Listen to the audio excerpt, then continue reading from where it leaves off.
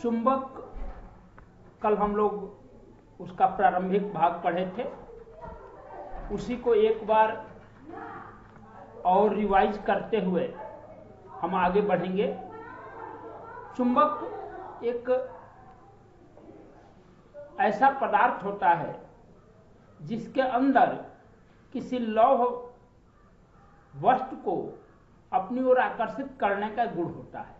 हम कह सकते हैं कि किसी लौह पदार्थ का वह गुण जो किसी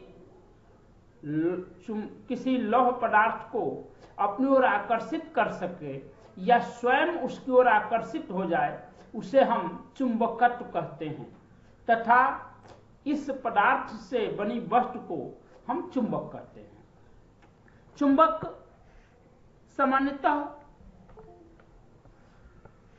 एक गुण उसमें होते हैं। पहला गुण यह होता है कि चुंबक को यदि स्वतंत्र पूर्वक लटका दें तो वह सदैव उत्तर दक्षिण दिशा में ठहरता है।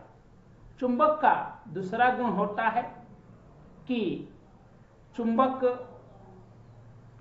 जो है वह किसी एक ध्रुव का कोई अस्तित्व नहीं होता है। चुंबक के किसी एक ध्रुव का कोई अस्तित्व नहीं होता है। चुंबक में दो ध्रुव पाए जाते हैं, उत्तरी ध्रुव और दक्षिणी ध्रुव।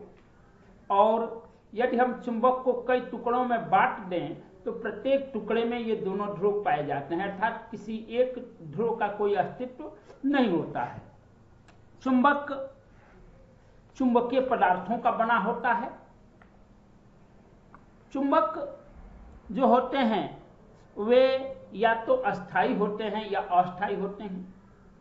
चुंबक जैसे कि छड़ चुंबक है, नाल चुंबक है, यू चुंबक है, चुंबकीय सुई है, लाउडस्पीकर है, ये सब अस्थाई चुंबक हैं। और इनके अंदर का चुंबकत्व तब तक खत्म नहीं होता है जब तक कि इन्हें गर्म न कर दिया जाए या इन्हें कहीं पटक न दिया जाए या किसी प्रकार की गलत उपयोग न किया जाए, तब तक इसके अंदर का चुंबकत्व खत्म नहीं होता है। दूसरा होता है अस्थाई चुंबक। अस्थाई चुंबक अर्थात ऐसे चुंबक जिनको किसी विशेष विधि से कुछ समय के लिए चुंबक बनाया जाता है, लेकिन जैसे ही उस विधि का क्रियान्वयन खत्म होता है उसके अंदर का चुंबकत्व भी खत्म हो जाता है, इसलिए उसे हम अस्थाई चुंबक कहते हैं। जैसे विद्युत चुंबक, जैसे पंखे का चलना, पंखा जो होता है वो अस्थाई चुंबक का एक उदाहरण है। अब चुंबक जो होते हैं, चुंबक बनाने के लिए, अस्थाई चुंबक बनाने के लिए तमाम विधियां होती हैं जो आप पिछली कक्षाओं में पढ़े हैं। जैसे एक स्पर्श विधि है, एक चुंबक स्पर्श विधि है, दो चुंबक स्पर्श विधि है, विभाजित स्पर्श विधि है। बहुत सारे इस तरह के आपके चुंबक के गुण होते हैं, चुंबक बनाने के तरीके होते हैं जिनके द्वारा हम अस्थाई चुंबक बनाते हैं। कुछ चुंबक प्राकृतिक अवस्था में भी पाए जाते हैं और उनका उपयोग बहुत कम होता है। अब जो मुख्य उपयोग होता है वो अस्थाई चुंबक होता है, विद्युत चुंबक का होता है। विद्युत चुंबक क्या होता है? तो विद्युत चुंबक मतलब होता है जब हम किसी लौह पदार्थ के किसी छड़ पर, किसी पत्तियों के इनमेल्ड भाग पर हम चालक तार को लपेट देते हैं और उस चालक तार में विद्युत सप्लाई देते हैं, तो उस सप्लाई देने के कारण उस लौह छड़ में या उन पत्तियों में एक चुंबकत्व का गुण आ जाता है और वह चुंबकत्व तब तक विद्यमान रहता है जब तक कि विद्युत धारा प्रवाहित होती है। इसी को हम अस्थाई चुंबक या विद्युत चुंबक कहते हैं। चुंबक पढ़ना इसलिए इलेक्ट्रिशियन में आवश्यक है क्योंकि इसके आपके जीवन में बहुत सारे उपयोग हैं। इलेक्ट्रिशियन के जीवन में चुंबक का बहुत सारा उपयोग है और उसी के बल पर एक इलेक्ट्रिशियन के बहुत कुछ भविष्य निर्भर करता है। जैसे पंखा है, उसमें चुंबक का प्रभाव कार्य करता है। मोटर है, उसमें चुंबक का प्रभाव कार्य करता है। विद्युत घंटी है, उसमें चुंबक का प्रभाव काम करता है। आपका चोक है, उसमें विद्युत चुंबक का प्रभाव कार्य करता है। आपका मिक्सी है उसमें विद्युत चुंबक का प्रभाव कार्य करता है। यानी लगभग इलेक्ट्रिशियन के 70 से 80% ऐसे उपकरण हैं जिनमें विद्युत चुंबक का उपयोग होता है, विद्युत के चुंबक प्रभाव का उपयोग होता है और उस बल पर वो कार्य करते हैं। इसलिए हमें इसके विषय में पढ़ना आवश्यक होता है। अब इसमें जो मुख्य चीजें हैं, कुछ नियम हैं चुंबक में। वैसे तो बहुत सारी चीजें हैं, लेकिन शॉर्ट में हम अगर देखें तो चुंबक के कुछ नियम हैं जिनका उपयोग जो है चुंबक से इलेक्ट्रिक में होता है।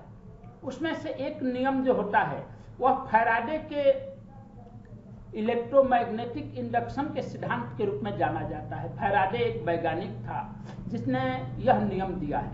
उसने जो नियम दिया वो फैराडे के प्रथम नियम और द्वितीय नियम के रूप में जाना जाता है। फैराडे ने कहा कि यदि हम किसी बंद चुंबकीय परिपथ में फ्लक्स परिवर्तन कराएं, फ्लक्स परिवर्तन हो, तो उसकी वजह से एक इलेक्ट्रोमोटिव फोर्स, विद्युत वाहक बल उत्पन्न हो जाता है। या जब कोई चालक किसी चुंबकीय क्षेत्र में घूमता है तो उस चालक में विद्युत वाहक बल उत्पन्न हो जाता है। दूसरा नियम उसने बताया कि जो उत्पन्न हुआ विद्युत वाहक बल है यह फ्लक्स के दर के समानुपाती होता है। उसने दो नियम किसी बंद चुंबकीय परिपथ में फ्लक्स परिवर्तन के कारण विद्युत वाहक बल उत्पन्न होता है, या चालक किसी चुंबकीय क्षेत्र में घूमता है तो उस चालक में विद्युत वाहक बल उत्पन्न हो जाता है। दूसरा नियम, किसी चुंबकीय क्षेत्र में उत्पन्न विद्युत वाहक बल उसमें उत्पन्न फ्लक्स के परिवर्तन के समानुपाती होता है। इसको अगर हम सूत्र के रूप में देखें तो हम कह सकते हैं E बराबर φ2 माइनस φ1 ब्रैकेट में उसके बाद n बटा t, जहां पर E जो है विद्युत वाहक बल है, φ1 और φ2 जो है चुंबकीय फ्लक्स के परिवर्तन है। φ1 जो शुरू में था, φ2 जो t समय बाद हुआ, t जो है समय अंतराल है और n जो है कुंडली चालकों की संख्या है।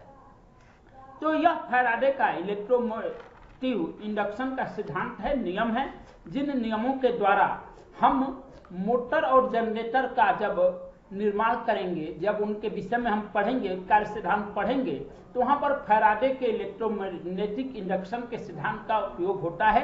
उसी आधार पर वहां पर हम उसमें जो विद्युत वाहक बल उत्पन्न होता है उसकी गणना करते हैं, वहां पर हम उसके विषय में देखेंगे। अब जो दूसरा नियम उसमें है फ्लेमिंग के दाएं हाथ का नियम। फ्लेमिंग भी एक वैज्ञानिक था जिसने दो नियम दिया, दाएं हाथ का नियम और बाएं हाथ का नियम। फ्लेमिंग कहता है कि यदि हम अपने दाएं हाथ की 3 अंगुलियां, जैसे ये 3 अंगुलियां हैं, दाएं हाथ का अंगूठा, अनामिका और मध्यमा, इन तीनों अंगुलियों को इस प्रकार से रखें कि तीनों एक दूसरे से समकोण पर हो, 90 डिग्री पर हो, 90 अंश पर हो। ठीक है, अंगूठा, अनामिका और मध्यमा, यानी कि शुरू की अंगूठा से लेकर 3 अंगुलियां शुरू की, इन तीनों को हम इस प्रकार से रखें कि तीनों 90 अंश के कोण पर हो। तो इस स्थिति में यदि अंगूठा, ठीक है, आपकी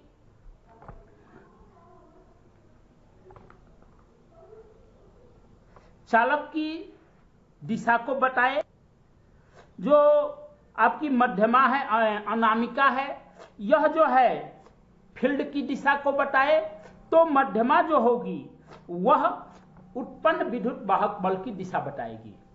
ठीक है, यदि अंगूठा जो है आपके चालक के घूमने की दिशा बताए, जो अनामिका है वह फील्ड की दिशा या करंट की दिशा बताए, तो मध्यमा जो है उत्पन्न विद्युत वाहक बल की दिशा को बताती है। इसको हम फ्लेमिंग के दाएं हाथ का नियम कहते हैं। उसके बाद दूसरा जो है लेंज का नियम। लेंज एक वैज्ञानिक था उसने भी एक नियम दिया और लेंज का नियम कहता है कि किसी भी चुंबकीय क्षेत्र में जो विद्युत धारा उत्पन्न होती है वह उस कारण का विरोध करती है जिसके फलस्वरूप वह स्वयं उत्पन्न होती है। ठीक है, लेंज कहता है कि किसी भी चुंबकीय क्षेत्र में उत्पन्न विद्युत धारा सदैव उस कारण का विरोध करती है जिसके द्वारा वह स्वयं उत्पन्न होती है। इसको हम लेंज का नियम कहते हैं। उसके बाद फ्लेमिंग का बाएं हाथ का नियम है। फ्लेमिंग का बाएं हाथ का नियम क्या कहता है? तो यदि हम बाएं हाथ की 3 अंगुलियां, ठीक है, फ्लेमिंग का बाएं हाथ में कहता है कि यदि हम बाएं हाथ की 3 अंगुलियां, अंगूठा, अनामिका और मध्यमा, एक दूसरे से 90 अंश के कोण पर रखें और 90 अंश के कोण पर रखें और जो आपकी मध्यमा है यह धारा की दिशा बतावे, जो आपका अनामिका है यह जो है आपका फील्ड की दिशा बतावे, तो जो अंगूठा होगा वह जो है चालक के घूमने की दिशा को बताएगा। दाएं और एक में दाएं में आपने इंड्यूस्ड ईएमएफ की दिशा देखा, उत्पन्न विद्युत वाहक बल की दिशा देखा, और बाएं में आप चालक के घूमने की दिशा देख रहे हैं। दोनों का उपयोग मोटर और जनरेटर में अलग अलग होता है।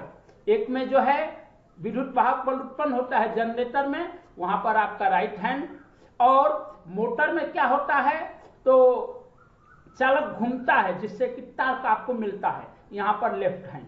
अर्थात दोनों का उपयोग आपको मोटर और जनरेटर में मिलेगा। वहां पर इसके विषय में और आपको विस्तार से बताया जाएगा। इसके अतिरिक्त आपका एक नियम है मैक्सवेल का कॉर्क स्क्रू का नियम। मैक्सवेल का कॉर्क स्क्रू नियम। कॉर्क स्क्रू नियम में मैक्सवेल कहता है कि यदि हम विद्युत धारा को इस प्रकार से माने कि यदि कॉर्क खोलने वाला जो स्क्रू होता है वह इस प्रकार से घूमे कि हम दाहिने हाथ से और उसमें वह धारा की दिशा को घूमने में धारा की दिशा को दिखाए, तो जो हैंडल होगा उसका जो घुमाव होगा वह जो है उसके फील्ड के रोटेशन को प्रदर्शित करेगा। इसको हम कॉर्क स्क्रू का नियम कहते हैं। एक बात और, चूंकि अल्प साधन है और हम लोगों को ऑनलाइन पढ़ना है, इसलिए इसका जो नोट्स है यह नोट्स भी आपको भेजा जा रहा है। इसको आप स्क्रीनशॉट करके अपने लिए उपयोग कर सकते हैं और इस चैनल को अधिक से अधिक आप सब्सक्राइब करें और फॉरवर्ड करें।